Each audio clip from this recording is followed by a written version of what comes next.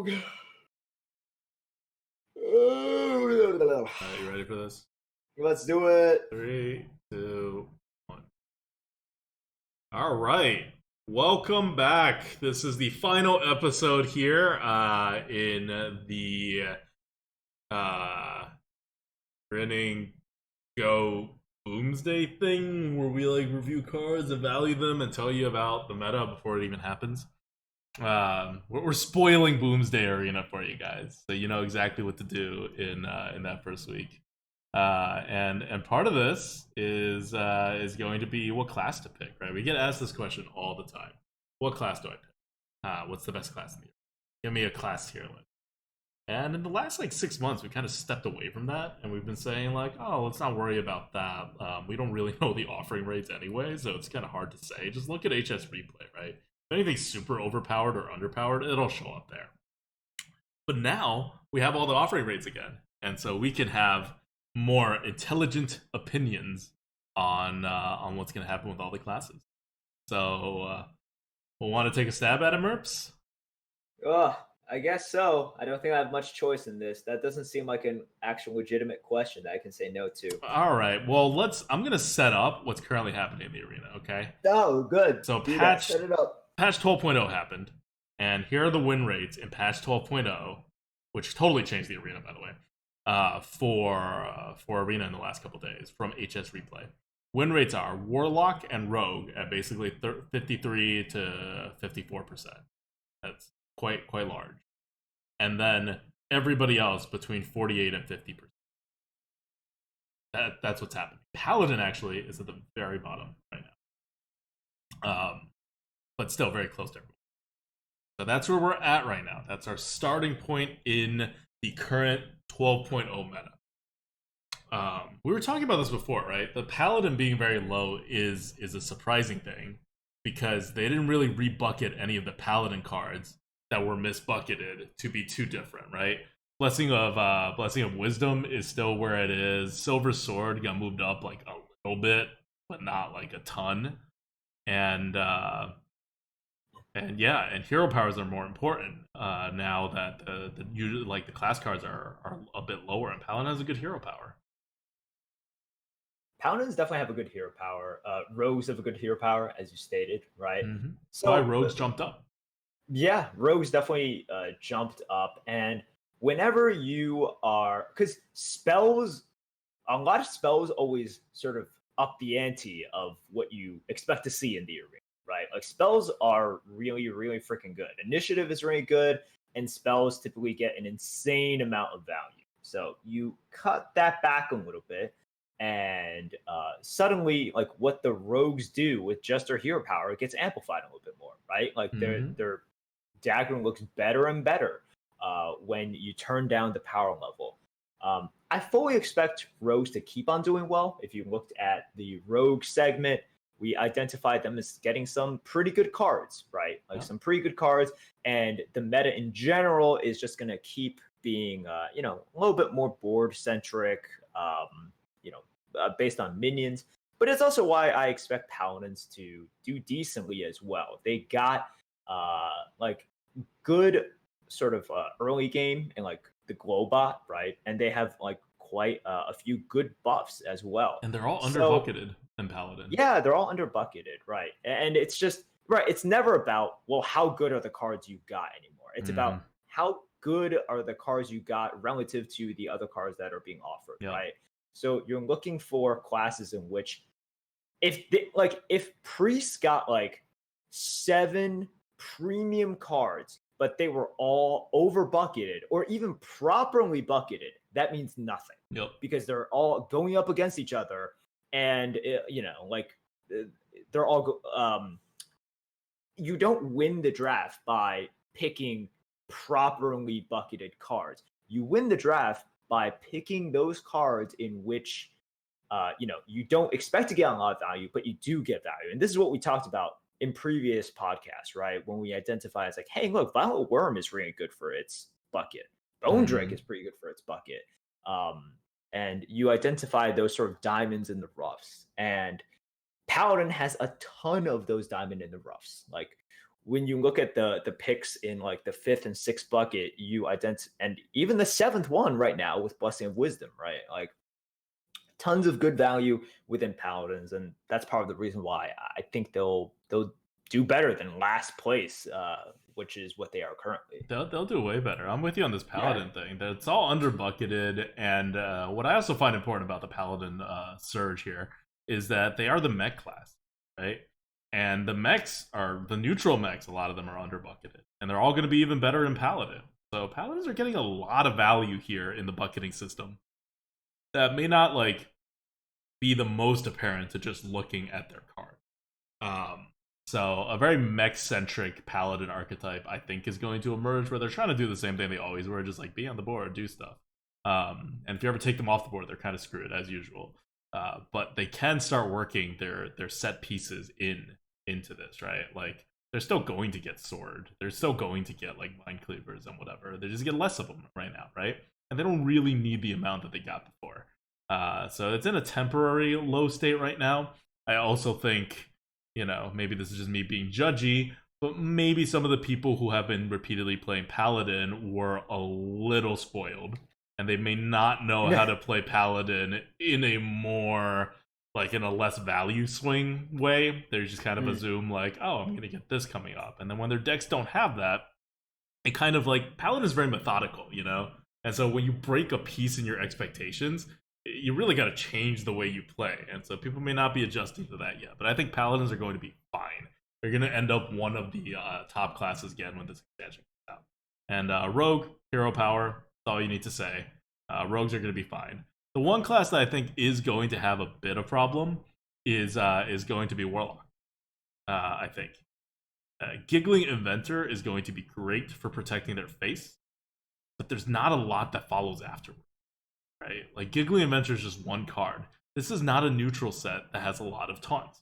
It has one really, really, really good taunt. The best taunt. And it's underbucketed. But you're still only going to see it, like, what was it? I think like 0.6 or something times in a draft. Or it's just not going to be seen too frequently in a draft because it's a neutral minion. And you can take it every time you've seen it, and you should take it every time you see it. But you're still going to need more taunts than you're generally offered. So you got the board clears, you have a little bit fewer taunts, still have your hero power kind of like holding you up. But what the Warlocks do not have are good cards. And you can talk all about buckets and all of that, but if you have a lot of good cards and you're comparing it with a class that does not have a lot of good cards being added to the pool, you're still just going to get offered less of the good buckets, right? Because the amount of what you're going to be offered in the buckets is going to be directly proportional to the amount of cards you're getting in those buckets. So even if, let's say, Warrior, like, let's say you completely disagree with us, you think Super Collider is trash tier, you will never pick Super Collider. Well, that's fine. You're still going to get offered more first tier cards now because Warrior got Super Collider and it was bucketed in the first bucket, right? So there's two ways to look at this. It's not just, oh, these cards are all underbucketed. That's great. You could also look at Paladin and say, oh, they're getting a bunch more offering rates in the 5 and 6 and 4 buckets. They're not getting any extra 1 and 2 buckets.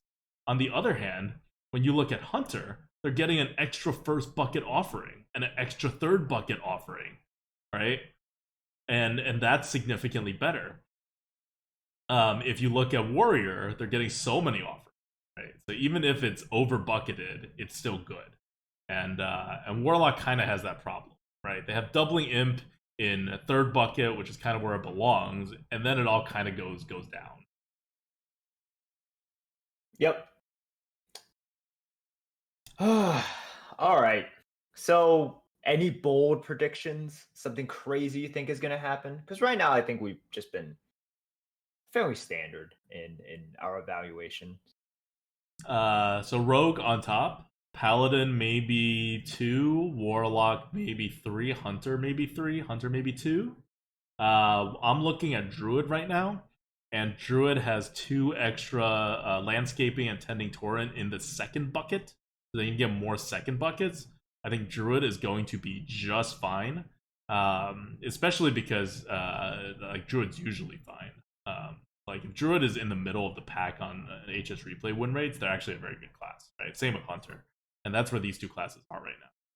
So I like my Druid, I like my Hunter as being classes that are up there.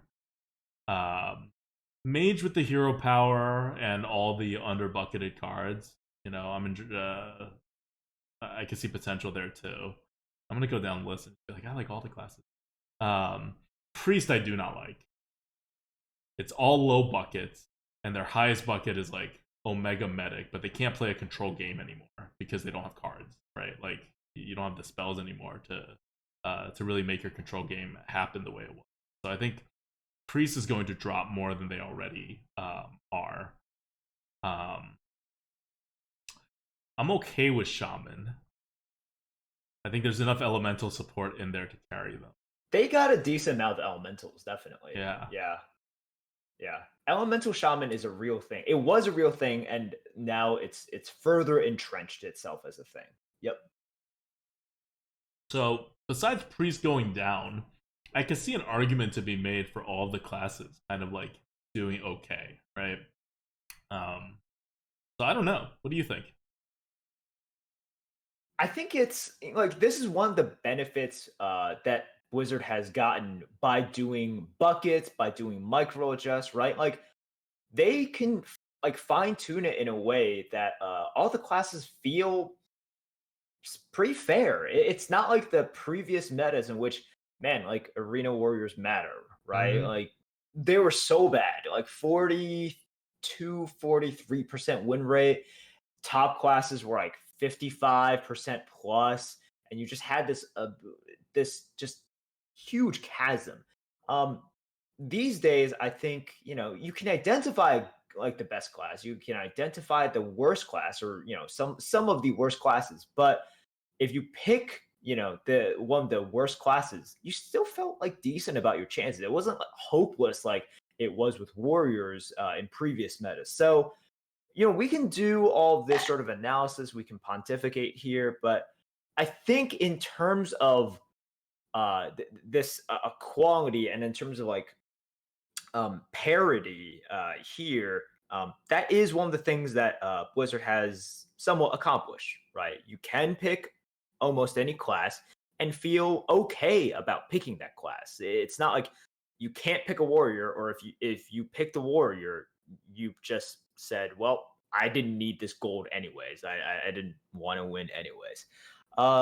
So yeah, like I think that's fine, and it's part of the reason why I hesitate to be like, okay, this is exactly the order that it goes, because right now, not only are they very close, your personal play style and the way that the bucket system works means that your own play style like matters, right? Like, and all these small things that are unique to you matter a lot more. Mm-hmm. I agree. And so yeah, I guess we're thinking of like Rogue on top, and then a pretty even meta afterwards. And I think Priest will do pretty poorly. Actually, yeah, maybe Mage closer to the bottom as well. Now that I'm thinking more about it, because I'm trying to figure out like basically like what classes kind of want to play control, because you can't do that anymore. And Mage is going to be one of those classes like Priest that wants to play control, right? Like Warlocks can sort of get away with it at certain times, but the other classes are going to drop a bit. Yeah, and we're talking about how the potential for the class is. So you gotta be able to switch up, right? Like if you were a Priest control player, you gotta be on the board now. Mage has got to be on the board. Everyone's got to be on the board. This is where 12.0 is taking us. This is where Boomsday is taking us. Less RNG, more on the board. And yeah, I agree with you. I do think Rogue is a pretty clear number one winner, and everybody else will kind of figure it out. All right, so I think that might be it. Wow. I think this, we are coming to the end of our extremely long, so it has been 8 hours plus, 8 hours of analysis about Boomsday, the upcoming expansion. How does it feel to see the finish line in front of you? Oh, feels good. Feels like I have to thank a lot of people for making this happen. let's start with the people watching and listening to this. Twitch chat, you are first and foremost the first viewers of this. You've been keeping our energy up. Thank you guys so much. Asking helpful questions, providing us with info when we need it. Then the people who will hopefully be listening to this on other mediums. Podcast is coming up soon. I know Epically Toss is already putting this on YouTube, so this will be up. Thank you guys so much. And then our fellow producers of this content on the other mediums, like I said, Epically Tossed for the YouTube. Thank you so much for the uploads, the Lightforge, Tierlist, and algorithm team for getting this together in the first place. This has been like the smoothest launch of the tier list in terms of getting everything together. Partly thanks to Blizzard for giving us more days, and partly thanks to just the team getting everything shaped up so that it's relatively easier to input it and not come up with as many things that need adjustments. So thank you guys so much. Our mods in the chat, keeping things running smoothly. Thank you guys so much for all of that. And, thanks to Blizzard as well for creating this, which looks to be a pretty interesting expansion for the arena. And a good one for the arena. I like it for the health of the arena. Yeah. This is fine. This is sort of as kind of boring of an expansion as you can get. But I say boring in the most endearing way possible, right? I want it to be more boring. Witchwood was pretty boring, and we appreciated that. And this actually, I think, is more boring than Witchwood, if that's possible, in terms of like less swings, less RNGs, more on the board. Yep. All right. So for all of you guys, this is the in-depth analysis. We've gone through the themes. We've gone through the cards. Feel free to go back and listen to any of that. I certainly don't remember what we stated. But once again, thank you. It will live on in infamy regardless. It will. When people are like, giggling inventor, actually, what are you guys talking? Super Collider down to the 5th bucket where it belongs. And you know who was right? You know who was right all along about all the Omega cards? Blizzard. Win rate's terrible. That's what's gonna happen. Yep. All right. Anyways, guys, good luck. The expansion hits on Tuesday. See you guys in the arena. Oh, by the way, we're actually going to be a little bit of update about our stream schedule. If you follow us on Twitch, we're going to be streaming starting on Tuesday every single day. We may take one day off, we'll figure it out, but every single day until like the Tuesday after, and we're streaming then too. So like 8 straight days, -1 maybe, depending. So definitely join us for that. Our normal streaming times, just adding a number of days into it to check out the new meta. So that'll be really fun. Okay. All right. Thank you guys. This is us signing out. Who are you? I am Adwikta. Who are you? Who are we? Merps. We're the Grinning Goat. Okay, enough of this chant. Bye.